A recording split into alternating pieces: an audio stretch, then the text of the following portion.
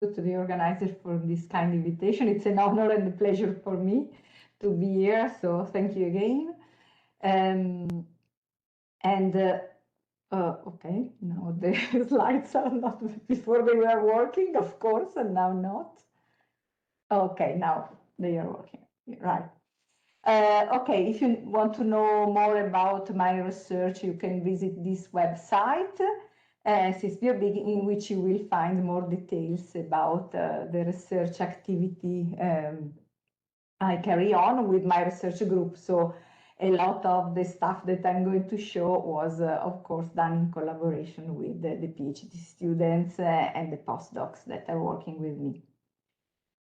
Okay, talking about trustworthy AI, of course, we need to deal about the AI Act and the number of aspects that are legal from one side, but first of all, they are ethical aspects, and they are interesting also because they somehow challenge our methods, and we need new methodologies to deal with these aspects. We go from accuracy and reproducibility of the results, of course, because we need to be sure that our models are generalizable. So when applied to new data set, give the same performance that we had on the testing or similar performance. We need to deal with the explainability of the processes and decision, to deal with the bias mitigation, fairness, transparency, and all the aspects that make our solution inclusive. We need to care about the possibility for humans to maintain the control of the tools. So in the case of health, clinicians should be able to overrule AI, and patients should maintain the right to express their point of view. We need to monitor the effect of our solution, and we need also to care about data management, privacy, and security. Often this that I put as last point is the first one we need to deal with. So in the following of the presentation, I will focus mainly on these two aspects, the accuracy and reproducibility of the results and the explainability of the process and decision, but also I will touch aspects related to the bias mitigation, or at least monitoring, and the data management. Okay, this is the outline of the talk. So let's start with the robust feature selection and assessment of model performance. Okay,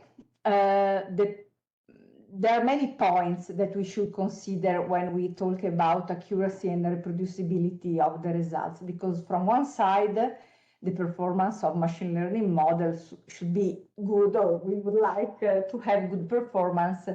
But I think that first of all, we should be able to robustly assess the performance. We don't want to overestimate the accuracy of our tool, but to be realistic and to be able afterwards to generalize. So we need to obtain reproducible accuracy in this sense.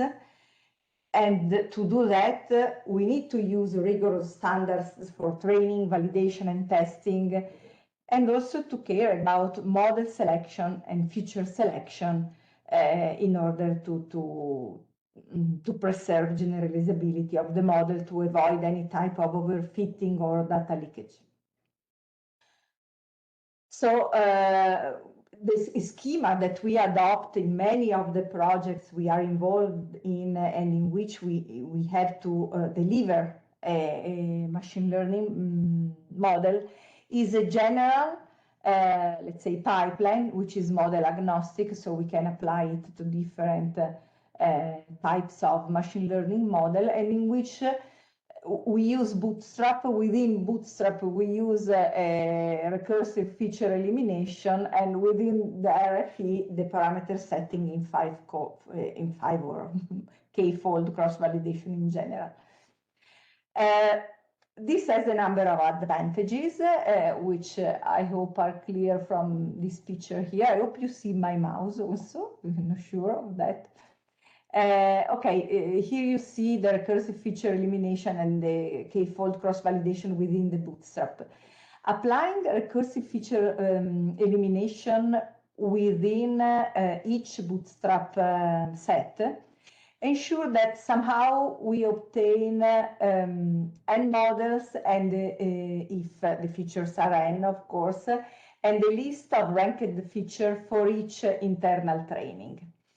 And therefore, on the out-of-bag, we can somehow depict the accuracy or whatever other measurement of performance we are using for different number of features that we are using in the model.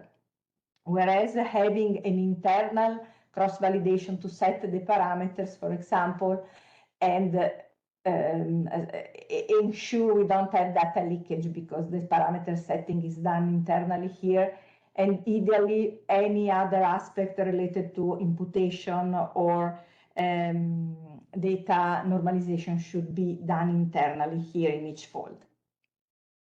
As I was saying, for each out-of-bag and for each internal training, at the end we have n model, one list of ranked features, and a curve like this, which shows the accuracy for different number of features.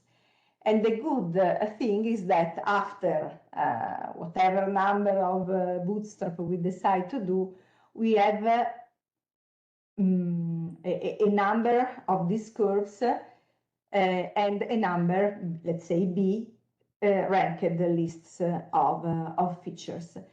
And this is useful because in this way we can average the accuracy across the B internal test set or the B internal out-of-bag and choose the optimal number of features based on the shape of this curve, which gives us the optimal number of features from one side, but from the other, since we have the different list of ranked features, we can also calculate an average rank and choose the best number of features and the best features based on the average rank.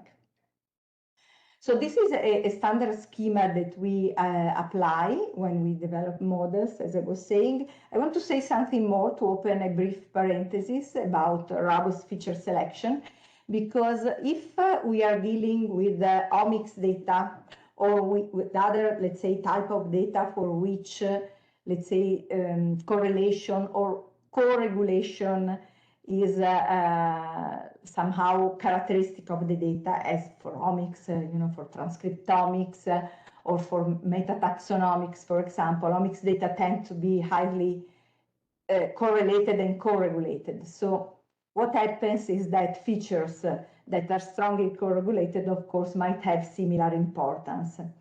So in this case, we do also an extra step, let's say, which is based on feature mapping. So the main idea is to map the features in a space where co-regulated features are close to each other. Why this? Because in this way, let's say, there is no guarantee that the same features will be selected by two independent experiments, but at least what will happen is that the relative rank of two correlated features will be similar in the two experiments. So we expect to have similar ranking for correlated features. Mathematically, what we do basically is to compute a similarity matrix with values in 0, 1, which codify the information about feature co-regulation. Might be based on regulatory network proximity, on some biological annotation, can be based on correlation in an independent data set. Then we have a regularization parameter alpha, and basically what we do is this mapping. So we map the features in a new feature space, building a kernel which is symmetric and positive semi-definite, which is defined in this way. So basically we have the parameter alpha that can be learned in cross-validation, our similarity matrix, I is the identity matrix, and D is the sum by row, which is equal to the sum by column of I plus alpha S minus I. the higher is alpha, the more we trust in the similarity matrix and the more we want to weight this information. This is an idea that we presented in a paper more than 12 years ago already, but that we used quite recently as well with some modification. You can find here some references. And these are the results, let's say in brief, in which you say that with mapping, you obtain a higher intersection of the number of selected features in two experiments without losing too much in terms of accuracy. Okay, now let's say that we have obtained our model, and now we need to care about model explainability. This is also quite related to the possibility for the clinicians to keep somehow let's say the command, of the decision process. Imagine also that when clinicians have to take a decision, they have also the legal and ethical responsibility of it. And therefore, they need to understand the predictions first, and then the reason of the prediction. So why I'm saying the prediction first? Because, sometimes we compute a risk, which is a number, right? Which needs to be put in a context to have a meaning. So what we typically do is to try to recalibrate our models in order to give an information which is a probability within a range of high, low, or medium risk, as you see in the picture. And especially if we have to deal with a prediction which is a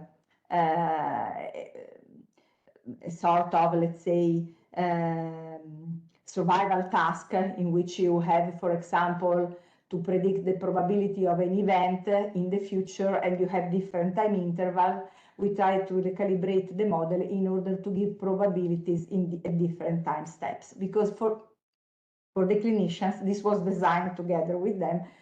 Of course, this is much more explainable than a number which somehow needs a context to be clear.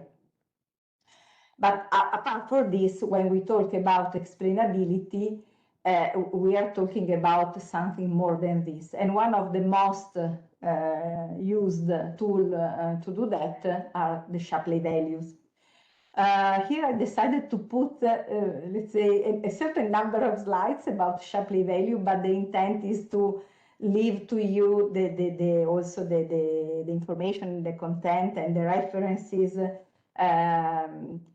Since this is quite used tool, but I'm not sure how much it is known into the details. So Shapley values are named in honor of Lloyd Shapley, that introduced this concept back in 1951. And the concept originated within the field of game theory, with the idea of distributing, the award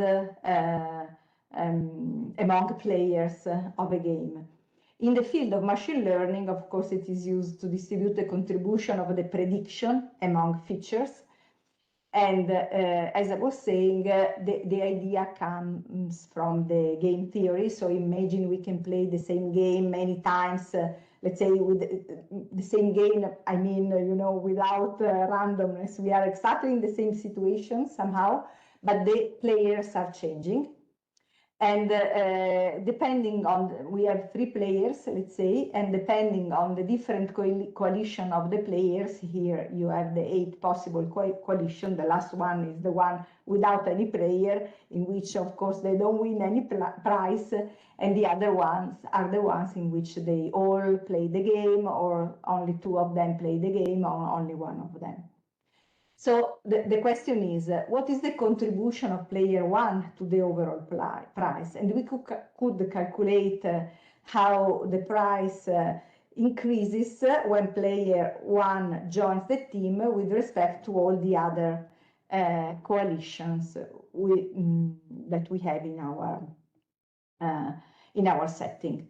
So we basically calculated the differences in the price when player one is in the team and when player one is not in the team, but apart from that, the rest of the team remain the same.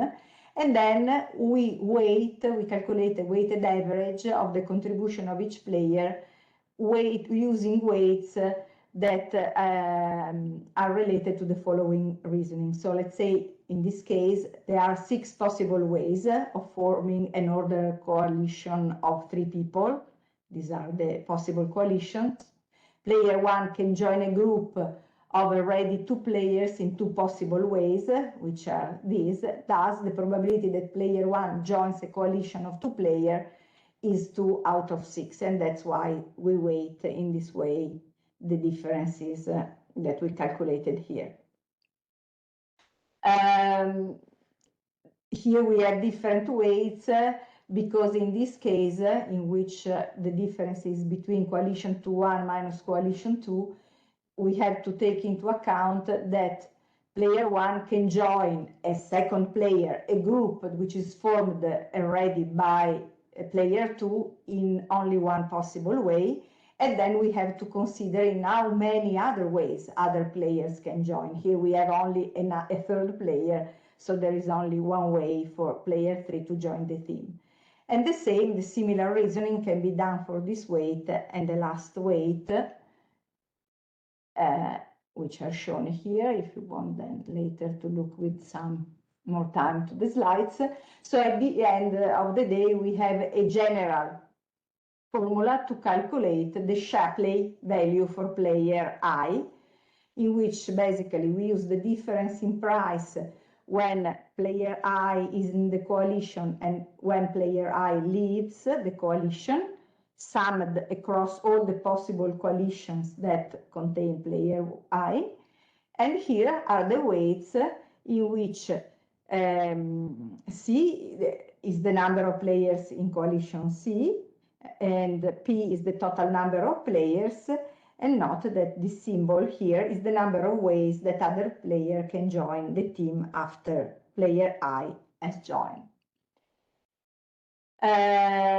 So let's say that we do the same calculation for player 2 and player 3, and here comes the first interesting property about Shapley value, because if we sum the contribution of player 1, 2, and 3, we have the total price.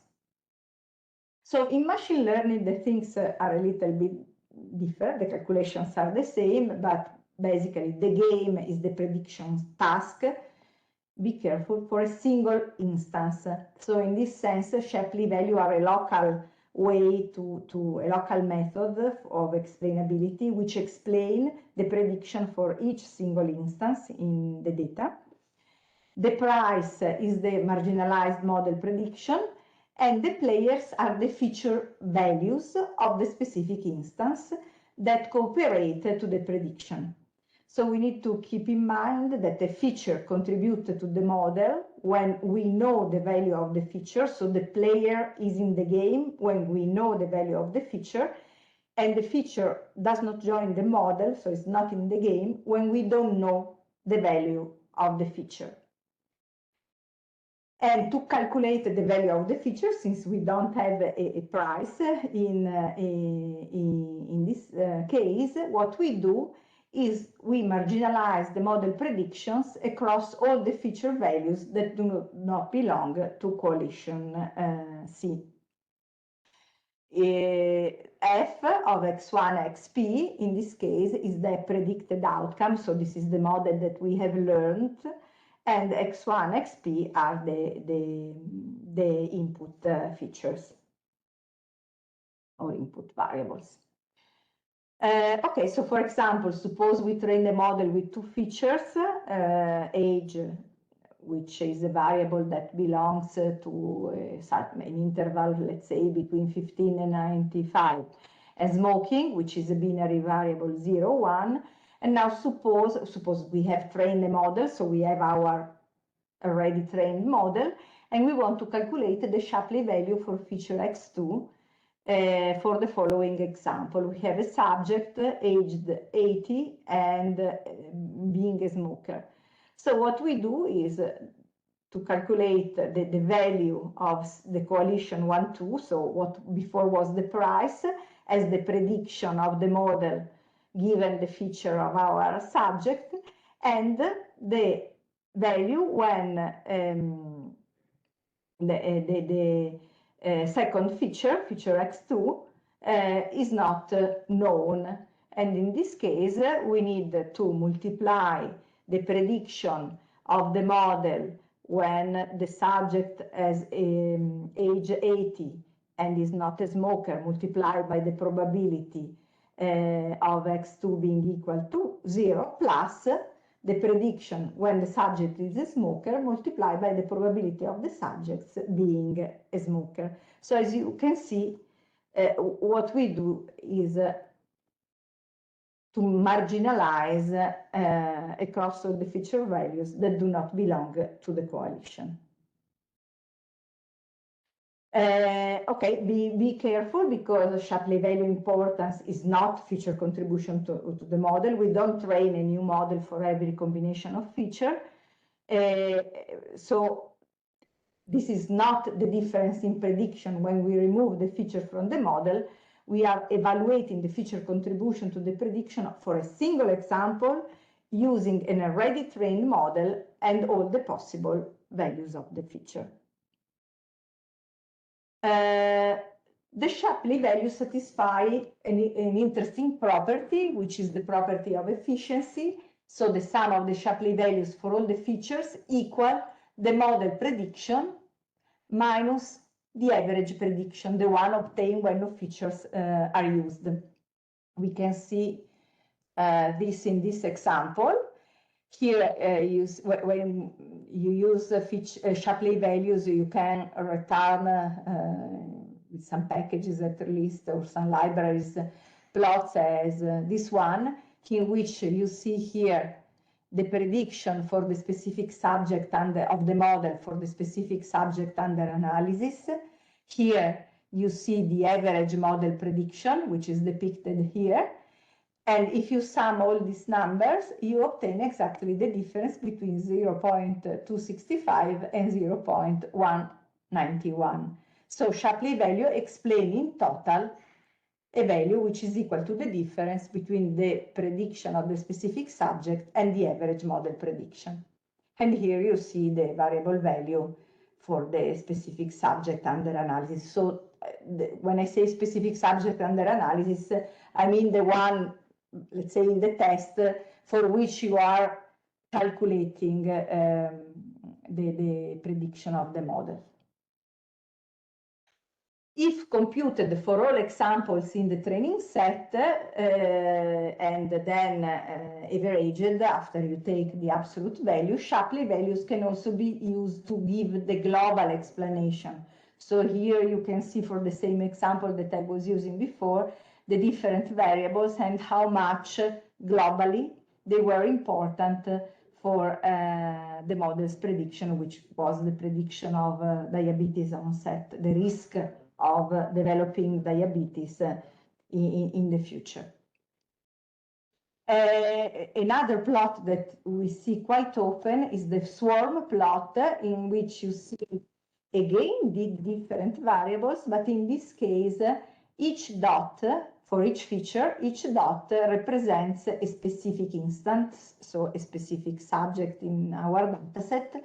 Color is related to the high or low value of the feature itself, and on the x-axis you have the Shapley value with positive values contributing, let's say, to the positive class or to a higher risk of developing diabetes, in this case, the case of the running example, and negative values, on the other hand, contributes to lower risk, or let's say class -1.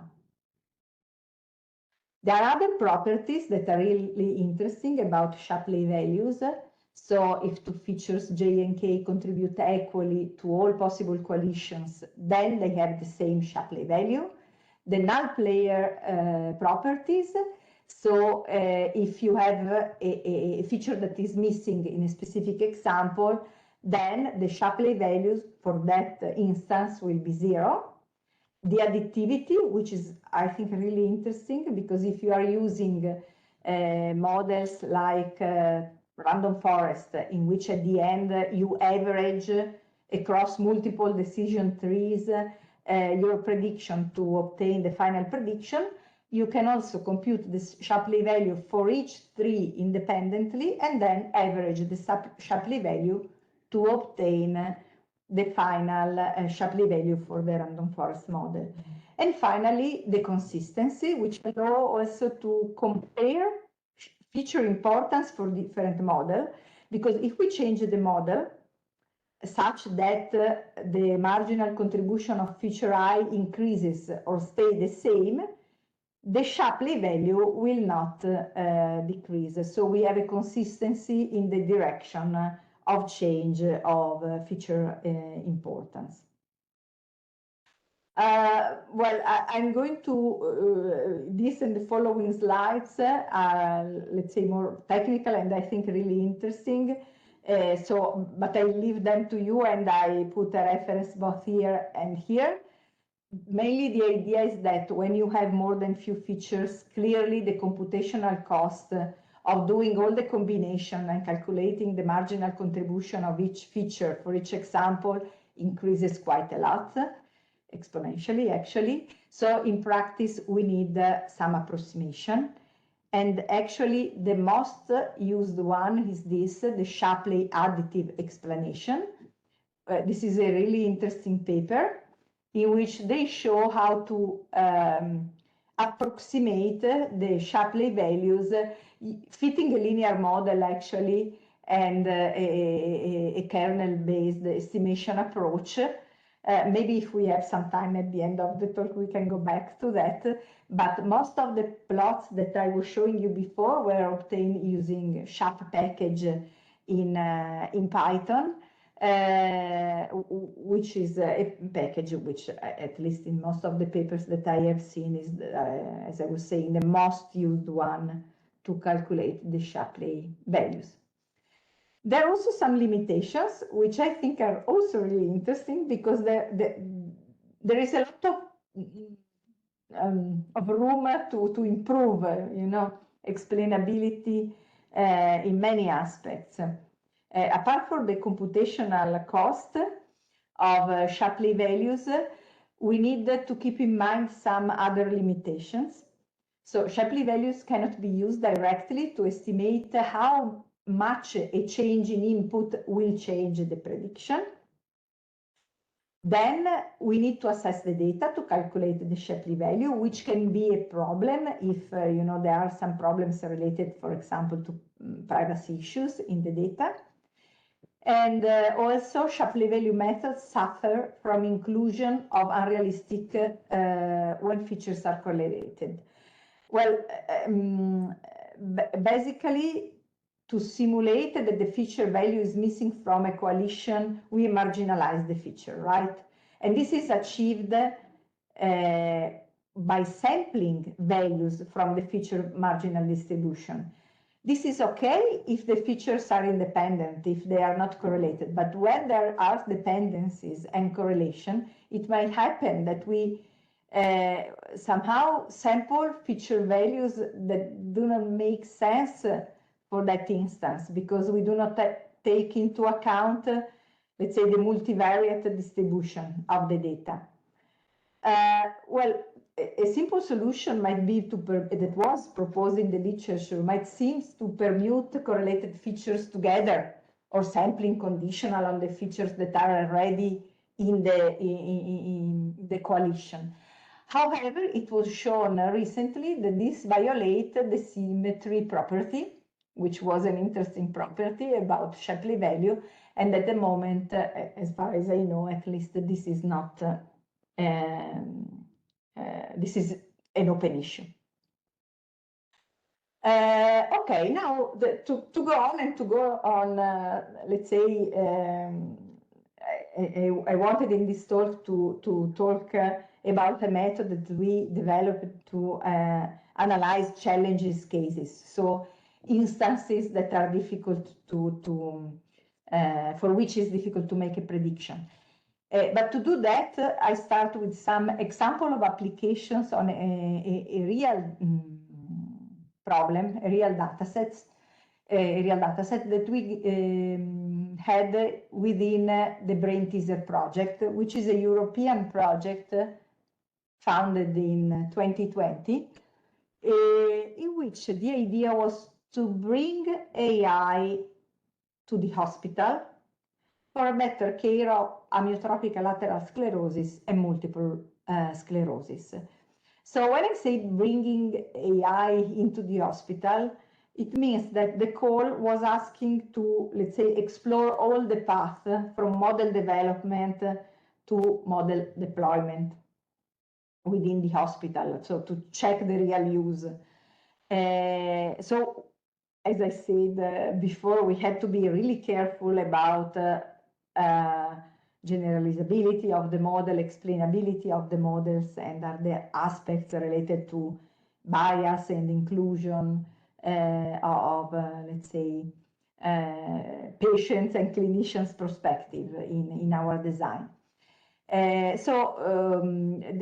idea of the project is basically collecting data from patients from clinical routine visits, but also from sensors and app, and then to put everything together in a dashboard, in a clinical tool. This is a program that clinicians can use to monitor what happens in time, but also to see what machine learning predicts about the progression of the disease for these patients. And then based on all this information, they can give feedback to the patients. So the data, as I was saying, are clinical data, but also data collected from app and portable sensors. And portable sensors include also air quality sensor data that the patients can bring with them. So then we need to apply AI, well, actually machine learning mainly, but we did also some other stuff here. We were also, I'm not telling anything about that today, but we were also applying Bayesian networks and clustering to this data, and then to deploy the model to the clinicians in order to help patients. So this gives me the opportunity to talk a little bit, just a couple of slides about the data in Brain Teaser, because after going through the ethical approval and information consent and the data anonymization, we were able to use the data. But what we did, both in the ethical approval form and the information consent form, was to tell immediately to the patients that we wanted to use the data to develop models for disease progression, and that the data, I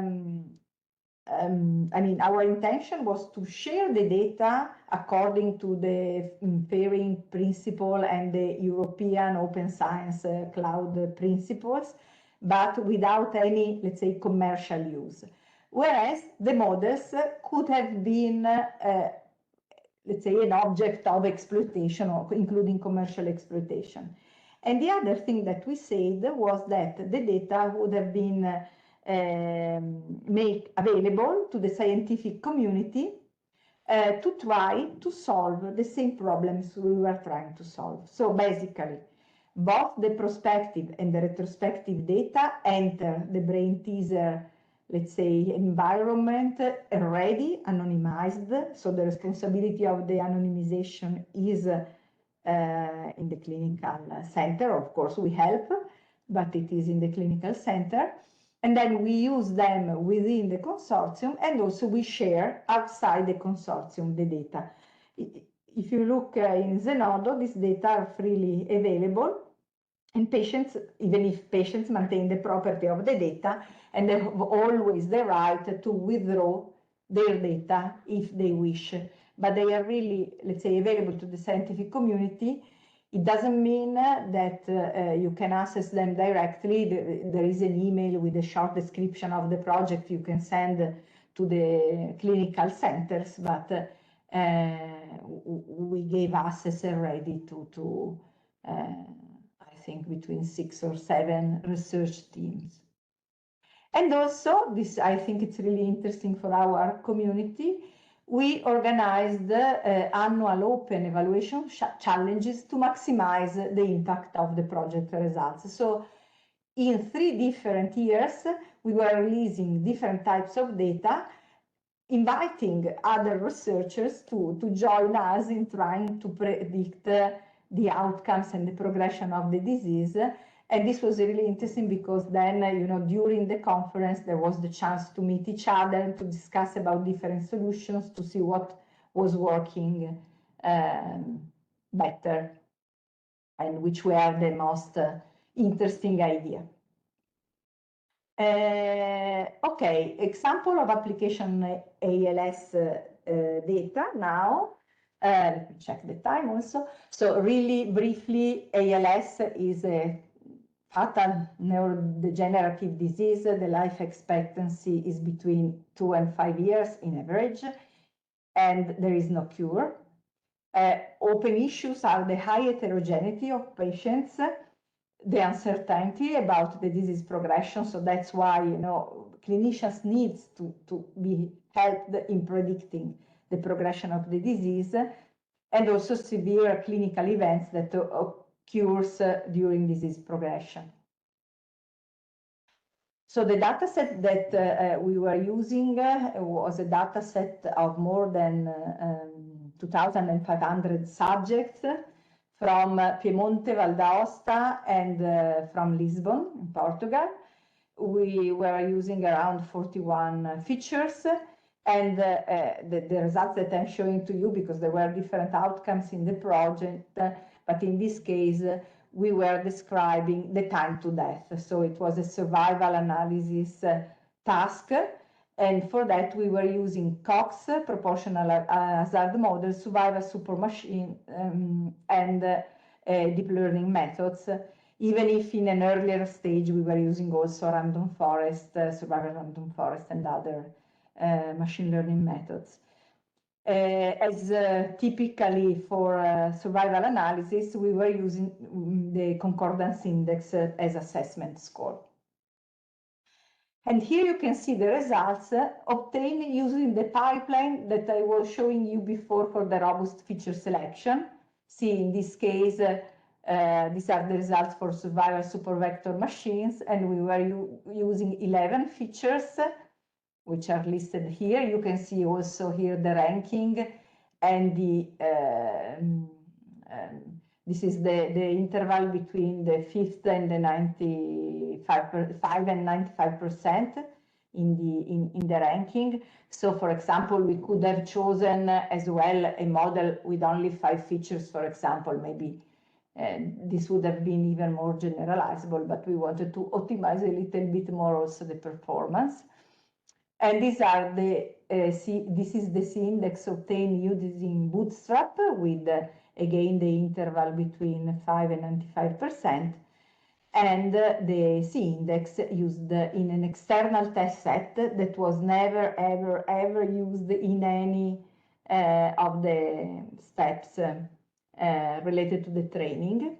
So this is really an external data set, and you see how close we are to our let's say predicted performance. And now we are also validating these models into using external data sets that comes from different clinical centers. These are the Shapley values that we were using to improve the explainability. Here you can see this black circle that is not present, let's say, in the original library if you use it in Python or in R, is the subject under analysis. So basically here we have the Shapley values for all the subjects in the training set, plus the Shapley value for the subject for which we are running the analysis. So clinicians can understand the reason why a specific prediction was given for that specific subject. We are working on this because, of course, this can be improved to make the thing even more, let's say, understandable for non-expert users. Together with the Shapley value, we are also giving to the clinician, so in the tool that they have, in the software that they have, basically they can see the prediction, the Shapley value, and also the distribution of each feature in the training set, plus this dot that you see in green or red is the value of that specific variable for the subject under analysis. This is for the continuous features. There is a similar descriptor for discrete feature. But why is this important? Because if you see a lot of red dots, it means that the subject is really different from the subjects that were used in the training set. And at least you need to be aware of that, because there could be a possible bias. Another interesting aspect here is that we don't include only the features used by the model, but also features that were not selected by the model, but that can characterize anyway the training set, because you need to know how much a new patient is different from the training in order to be aware of possible bias. Finally, analysis of challenging cases. We need to go back to the out of bag and this curve that we obtain with features and accuracy. So what is the idea here? Well, every subject is in the out of bag a certain number of time, right? Because in Bootstrap you sample with replacement, right? So the subjects, each subject in the training set can be in the out of bag if you run b times the Bootstrap a certain number of time. So for each subject in the out of bag, you can draw a curve like this, in which you see, of course, you average across the number of time you have the subject in the out of bag, but you see how easy it is to perform some prediction for the subject for different number of features. So the idea is for each subject and for different number of features to predict, to average the prediction across the number of times each subject is in the out of bag, and compare the prediction with the true label, let's say. In our case, we had the time to death as our, let's say, golden standard, that our true labels. And the idea is that if you have a curve that falls here, then there is a small difference and you have a reliable prediction. If you have a curve that falls here, then the prediction is unreliable. And this is the median difference for a random classifier, just to put a threshold. And as you can see here, we expect to start with a big difference, because at the beginning we don't have any feature. We start from, let's say, random prediction. And then if we are able to predict the subject at some point, we should have a curve like this one in green, whereas we have subjects that stay here. Okay, we did it with our dataset, and then we clusterized the curves with the, let's say, risk rank differences. And you see that we obtain some clusters in which at some point the prediction has a good performance, and some other clusters for which you are not able to have good predictions. So the first thing that we were asking to ourselves was, okay, let's check the statistical differences in feature distribution or Shapley value distribution. But there was nothing statistically significant for cluster 5 compared to other group. Cluster 5 is the one with difficult, challenging cases, let's say. We were checking also differences in features not used for training, but to discover possible bias. And at least in this case study, this was not the case as well. So at that point, we were asking to ourselves, okay, maybe let's check the differences in the disease progression. And this was interesting because disease progression in ALS is measured using a questionnaire of 12 questions, which are then clustered together depending on the domain they are questioned about. So there are 3 questions about breathing impairment, 3 about movement in lower limbs, 2 about movement in lower limbs, 2 about movement in upper limbs, 2 about trunk, and 3 about bulbar domain. And the idea was to use archetypal analysis of disease stages. So basically, we forgot about the idea of the subject and the date, and we used each visit as a different instance, a difference instance. And what are archetypes? Well, mainly in archetypal analysis, we have our n examples and n features, and we want to find a K by M archetype matrix Q with K archetypes, which represent the extreme examples and M features, such that the data matrix X is best approximated by a combination, a convex combination of archetypes alpha multiplied by the transpose of Q. And basically, we want to minimize the residual sum of square with some constraint on alphas. And the archetypes, on the other hand, are a convex combination of the data points, again with some constraints. And what we found are these 9 archetypes, in which you see in this radar plot the type of impairment at each visit. So basically here you don't have any impairment. All the scores are equal to 4. So let's say the subject has no impairment, is still in an healthy state. Whereas here, for example, all the questions were showing a strong impairment, or here in the other cases, UL stands for upper limbs, BR for breathing, BU for bulbar. You see different types of impairment. And then what we did next was to use process mining, more specifically care flow miner algorithm, to unveil the temporal patterns.